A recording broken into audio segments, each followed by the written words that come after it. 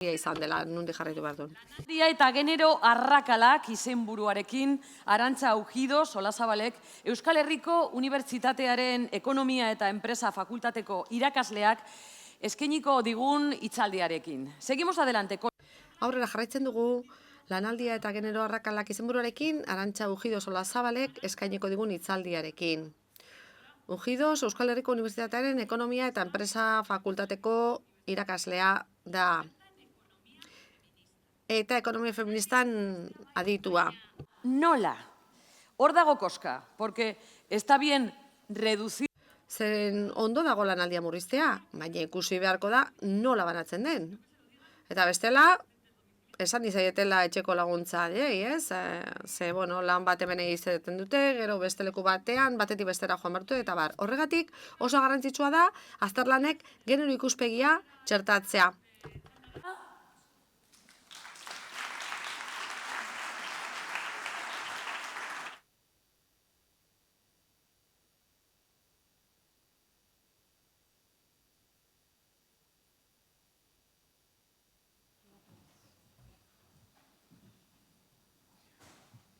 Buenos días a todas y a todos. Egun ondenoi. Inpresioa egiten du, hainbeste entzule izatea, baina pozgarria ere bai interesa eragiten duelako gaiak. Hasteko, eskerrik asko hemen parte hartzeko gonbidapenagatik. Hore bada, hemen egotea eta zuekin ideia batzuk partekatzea. Impacta de manera profunda en nuestra sociedad y en la vida de millones de mujeres. Eragina handia du gai honek, lanaldiak eta soldatarrakalak daukaten harreman hori aipatuko dut nik. No funciona el este, ¿eh? Bueno. Y luego tengo que ir para atrás, pero bueno. Da igual. Bueno, esta idea es... quisiera empezar con una idea... Hasteko, ideia simple antzeko batekarri nahi nuke, baina eztabaidetan ageri ez dela. Nola antolatzen dugun lanari ematen diogun denbora hori ez da neutroa, ez? Langile idealaren ideian oinarrituta dago. Nolakoa da? Gizona, enplegura bere denbora guztia eman diezaiokeena, ez duena korrika atera beharko aurra eskolatik hartzeko, edo medikutara joateko, edo ez duen arratsaldeko 5 bukatu beharko lan eguna aurren bila joteko. Ikusi dugu enpresetan perfil hori dela nagusi edo hori daukatela gogoan, lan jarduna zurruna ez dela esaten dugunean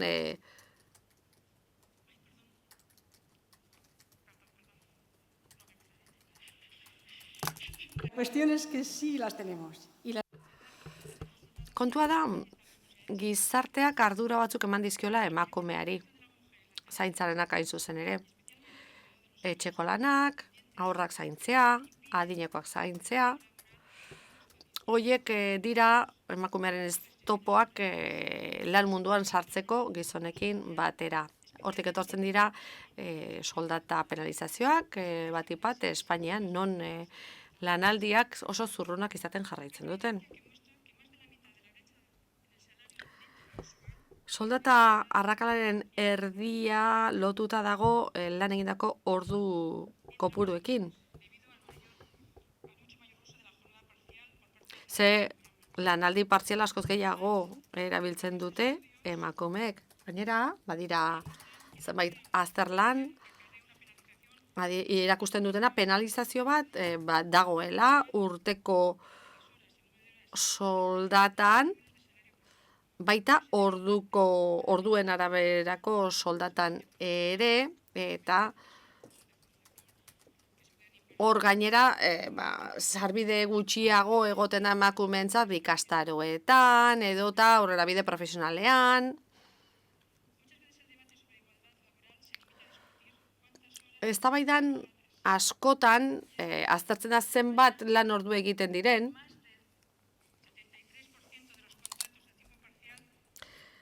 lanaldi partzialeko 73% baino gehiago emakumeek hartzen dituzte berdin eszedentziekin 80tik gora. Eta datu horiek ez dira anekdota hutzak, ez egiturazkoa dira eta oso larriak nire ustez. Ordu gutxiago aitortzen direlako, baita zuzeneko soldata txikiagoak ere. Baina arago joan nahi dut, ze hemen arazoa ez da zenbat ordu lan egiten diren, baizik eta nola banatzen diren ordu horiek.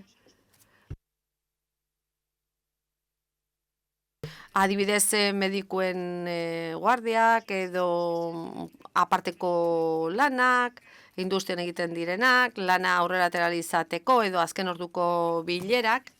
Praktikan, horiek errazagoak dira gizonentzat ez daukatelako presio bera konziliaziorako eta hortik plusak eta komplementuak etortzen dira.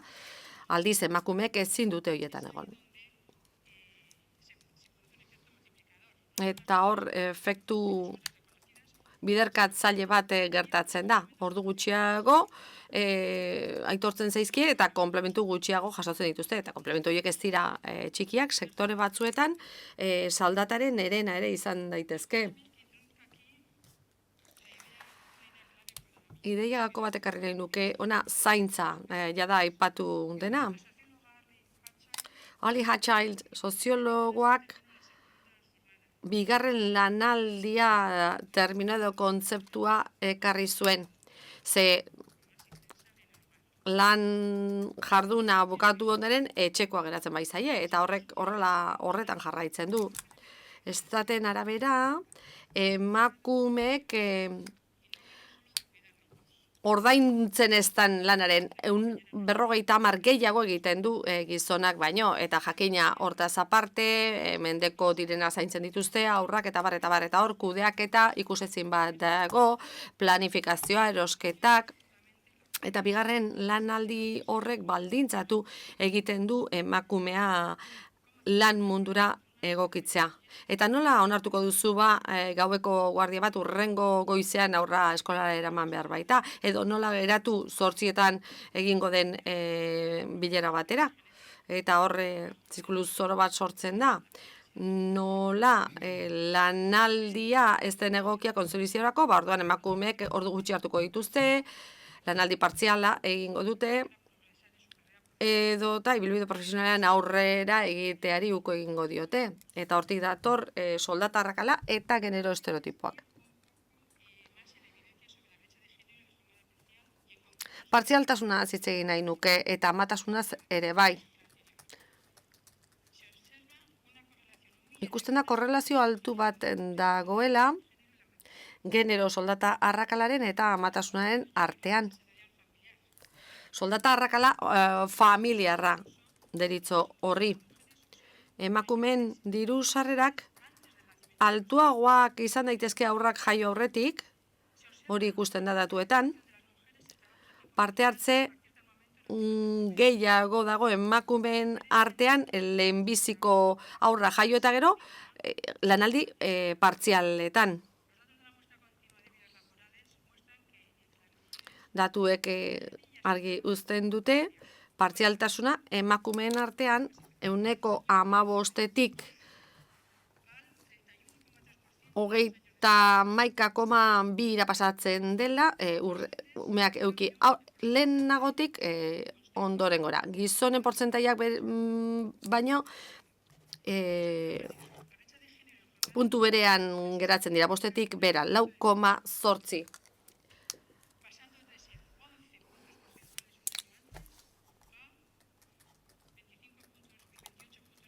Eta hori adierazle guztietan gertatzen da emakumen lanaldi dagokienez. Baina diru sarrerei dagokienez, azalpena ez da bakarrik partzialtasun hori, emakume bat eta gizon bat lanaldi osoan dihardutenean ere, hor emakumearen soldata baxua izan ohi da. Eta jardunaldi osoko lan guztiak ez dira berdinak eta emakumeak ordutegiaren arabera hartzen dutela lan bat edo bestea. Kontziliaziora begira. Estatu Batuetan adibidez, ikusten da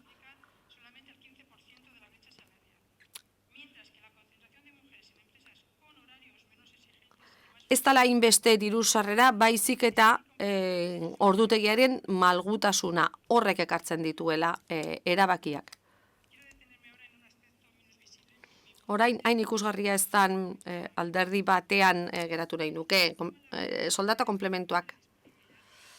Hor, bereziki baloratzen da, prest egoteko, orduz kanpo lan egiteko, guardiak egiteko, aparteko orduak egiteko, malgutasuna baloratzen da, baina beti ere enpresaren alde. Eta hor dator paradoxa, disponibilitatea, baina orduz kanpo, hori da baloratzen dana, ez da? Eta zain beste ordu nagusietan egin behar den produktibitatea. Eta malgutasun hori nork eskaini dezakie, gehienetan gizonek, horregatik naiz eta biek kategoria bera euki eta oinarrizko soldata bera, gero plus hoien ondorioz 30% gehiago irabaz dezake gizonak. Eta hori ere kontuan izan behar dugu, beti erreparatzen diogu oinarrizko soldatari, baina oso kontuan hartu behar ditugu bestelako komplementu horiek. Eta logika hori aldatzen ez dugun bitartean, alegia nola baloratzen dugu lan orduak, berdin jarrituko dugu. Eta parentesi historiko bat zabaldu nahiko nuke. 8 orduko lanaldia gaur jakintzat ematen dugu, baina 19. mendean etorri zen 8 ordu lanerako, 8 deskansurako eta 8 etxerako. Baina zein zen hor logika, gizon batek beti atzean emakumea zeukala. Emakumeen jardunaldi edo lanaldi bikoitza etzen eskema horretan sartu. Badira bestelako kontraste interesgarriak, adibidez herrialde nordikoetan, non alde gutxiago dagoen emakumeen eta gizonen artean, aldiz hegoaldean, zaintza emakumek egiten dute gehien bat, eta hor desberdintasuna asko zaundiagoa da. Baina guztia eraikuntza historiko bat da, eta nola gainditu hori?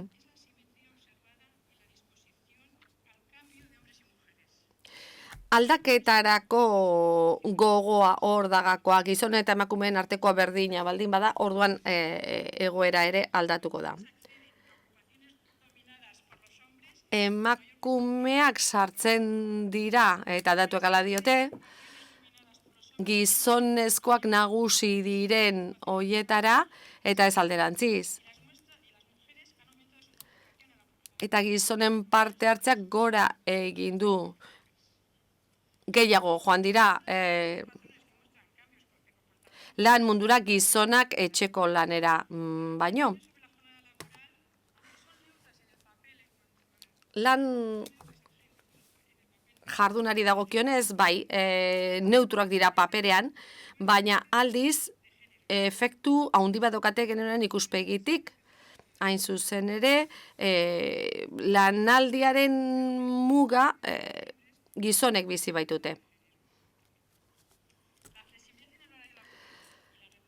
Malgutasuna eta lanaldia murriztea ikusten dira kontziliazio neurri moduan, baina hoien implikazioa genero berdintasunari dagokionez, hoiek ez dira kontuan hartu. Kontziliazio neurriak batzutan talkoa egiten dute genero berdintasunerako neurriekin, baina hori ez da kasua hemen. Onurak bai ikusiko lirateke kasu honetan.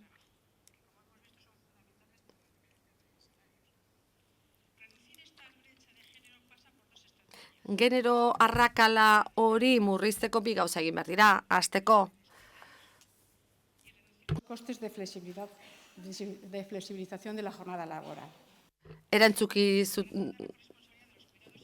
Erantzukidetasuna hobetzea litzateke hoietako garrantziena, alegia gizona aurren seme-alaben zaintzan inplikatzea, baita helduen zaintzan ere, eta aurra gainera horretan ondo eztea. Erantzukidetasunean. zeintzu dira erronkak, proposamenak, bueno, ez dut ezer berririk esango, baina etengabe azpimarratu behar ditugu behar hauek. Lehen kasuan, lanaldi estandarra aldatu egin behar da.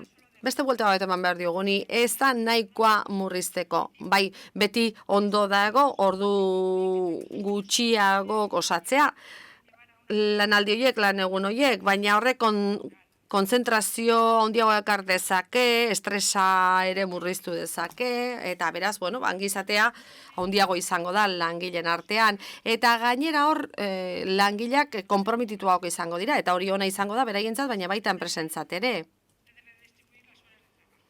Eta gero birbanatu egin behar dira lan orduak, konzentratua txandarik gabekoak, kontziliaziorako margena ematen dutena, bai gizonentzat eta bai emakumeentzat.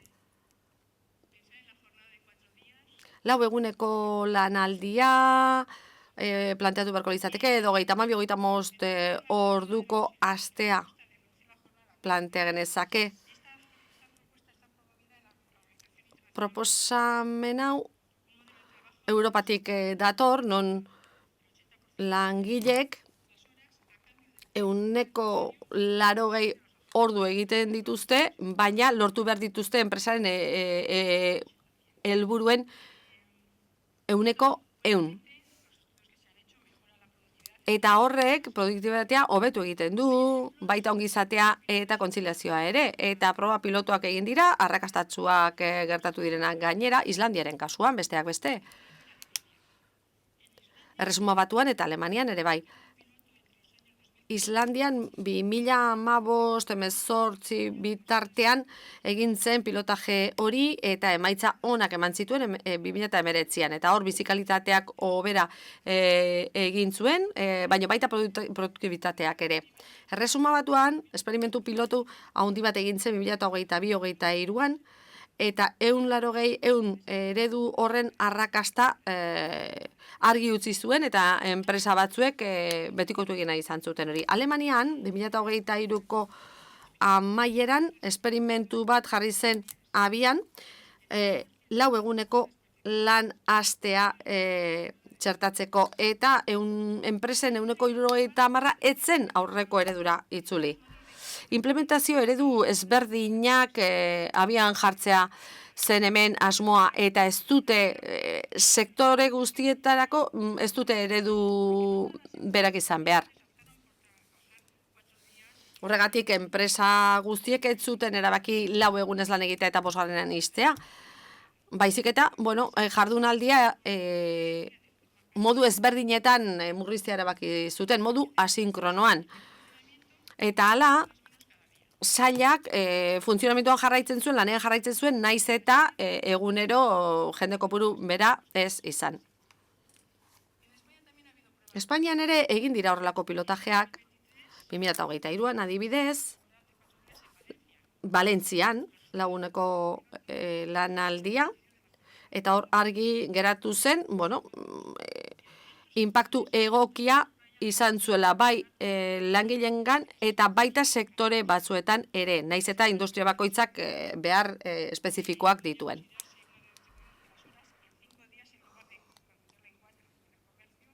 Zenbait kasutan, merkataritzan, adibidez, kontrako egin beharko litzateke ez 5 egun mantentzea eta ez 4 jotzea.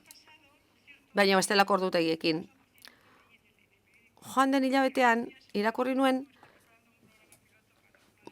abian dela Asturiasen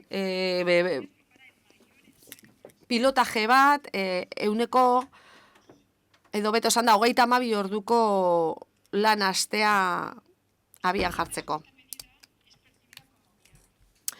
Egingarria dirudi neurri honek eta zenbait herrialdeetan arrakasta izan du. Negoziazio kolektibotik landu diteke hau, nire ustez kontziliazioa hobetzeko bai gizonentzat eta bai emakumeentzat ere erantzukidetasunaren ildotik beti ere. Neurri horiek egokitu beharko dira sektore eta enpresa bakoitzera jakina.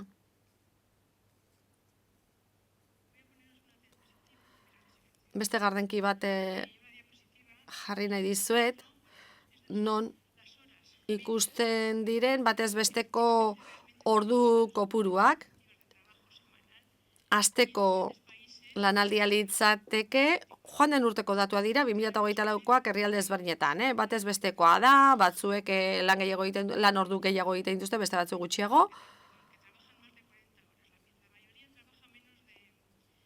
Herrialde gehienetan batez beste 40 lan ordutik bera dago asteko kopurua. Eta horrek adierazten digu, zer ekarriko lukeen legearen aldetik murrizketa hori planteatzea. Argi dago, 40tik bera gaudela, 36,4 Espainian, eta hor aukera bat galdu da, baina, saiatzen jarraitu beharko dugu, murrizketa horren helburuarekin. Lanaldia birpentsatu behar da, nola antolatu lan orduak, eta bar, beti ere beharren arabera. Kontuan izan da langilea eta enpresa. Bestelako erronkak ere badira.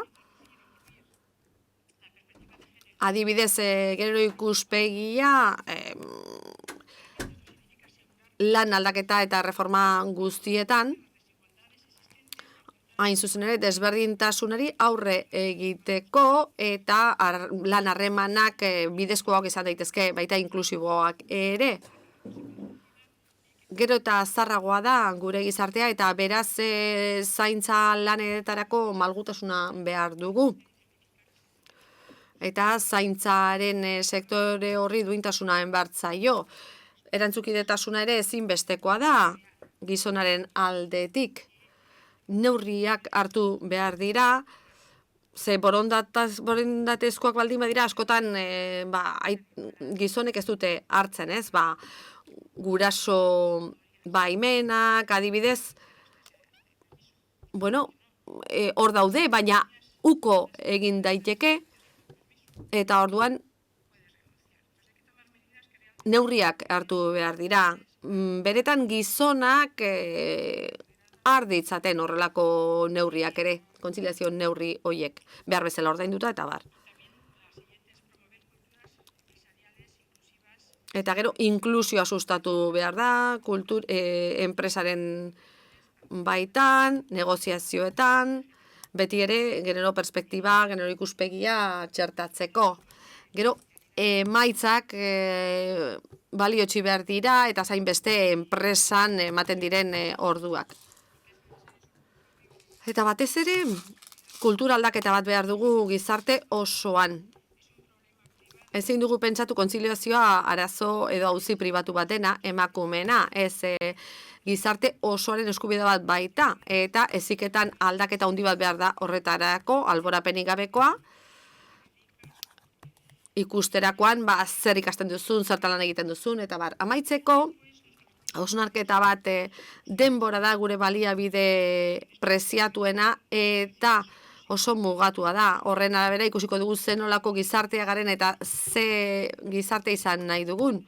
Ze jarraitzen baldin badugu lanaldia diseinatzen inoz zaindu berez balitz bezala, emakumeak galtzaile jarraituko dugu izaten. Benetako berdintasuna baldin badugu, harago begiratu beharko dugu. Si queremos una igualdad real, debemos atrevernos a mirar más allá del número de horas y entrar. Kontuan hartu beharko dugu lan orduetatik kanpo begiratu behar dugula eta kontua ez da bakarrik murriztea, baizik eta denborak banatzea ardurak ere bai. Imaginatu disponibilitate osoan erortzen ez duen gizarte batean bizi garela, bizitza familiarra eta pertsonala sakrifikatu gabe. Nik uste du posible dela eta arantz joatea justizia dela, baita ere inteligentzia kolektiboa. Oraindik ere gelditzen da bidea ibiltzeko, baina aurrera egiten ari gara. Ez guk nahi bezain beste, baina aurrera ari gara. Gure helburua baldin bada gizarte berdinzaleagoa lortzea, bide honetikoa goaz, eskerrik asko.